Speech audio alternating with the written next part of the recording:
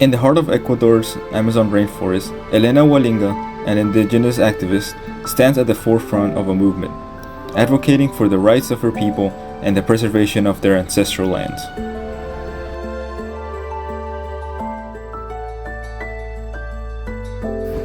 Born into the Quechua community of Sarayaku, Ecuador, Helena Gualinga's childhood was steeped in traditions and wisdom of her ancestors. Her family instilled in her a deep respect for the environment and the importance of community.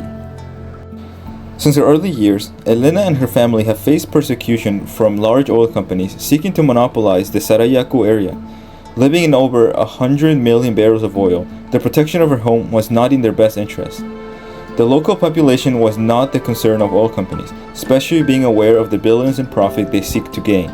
Despite being a village with 1,300 residents, Helena and her community would be avid in the protection of their homeland against large corporations. To Helena and her people, we value the forest as much as we value people because we believe it has a spirit, and no one would take that from them.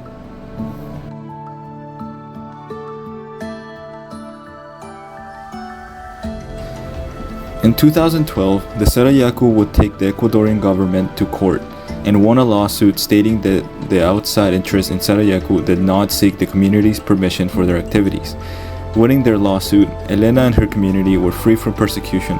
However, Helena learned that there was more justice elsewhere in the world. Helena's educational journey took her from her village to the city, where she encountered the stark realities and legalities of climate change and commercial exploitation of the earth. And I do feel a sense of responsibility there as someone who lived through what Sarayaku lived and who has experienced those things firsthand and seen it firsthand, but also as someone who can raise awareness and spread that message. Helena felt a sense of duty and that she had a responsibility as someone who had witnessed potential horror to be one that prevented it. It's about my home, it's about my people, it's about my family. I grew up in this indigenous community and we have this really close relationship to nature, and we live by nature and we live with nature. At just 21 years old, Helena co-founded Polluters Out, a youth-led coalition that unites voices from across the globe against the fossil fuel industry. Her activism has gathered attention as she fearlessly challenges corporations and governments to honor indigenous rights. Earlier in 2019, she was among many young activists who spoke out in front of UN headquarters in New York City, holding a sign that said, "Sangre indígena, ni una sola gota más." Indigenous blood, not one more drop. Since then, Helena has participated in many interviews and conventions, appearing frequently online and featured by other activist organizations' pages and feeds. Helena has sought after, offering her unique insight to others. Her personal experience has served as a great boon to global activists. To Helena, having access to different cultures gives you a wider perspective on everything. Despite her resolve, Helena faces significant challenges. The oil industry is powerful and unyielding, often resorting to intimidation tactics against those who oppose it.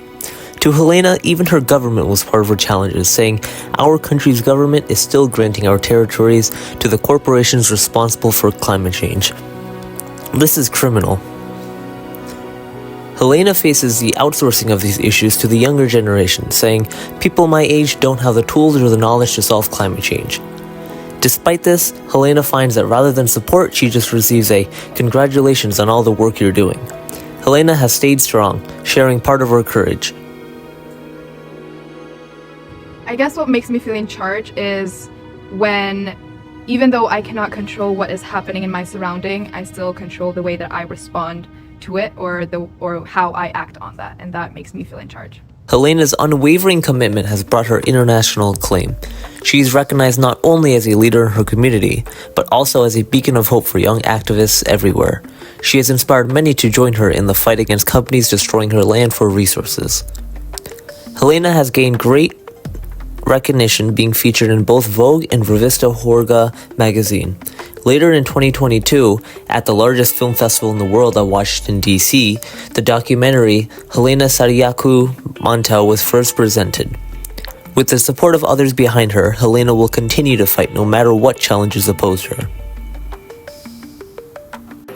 I know that this is what I have to do. Give a voice to the people that have been silenced and the people that don't have a voice.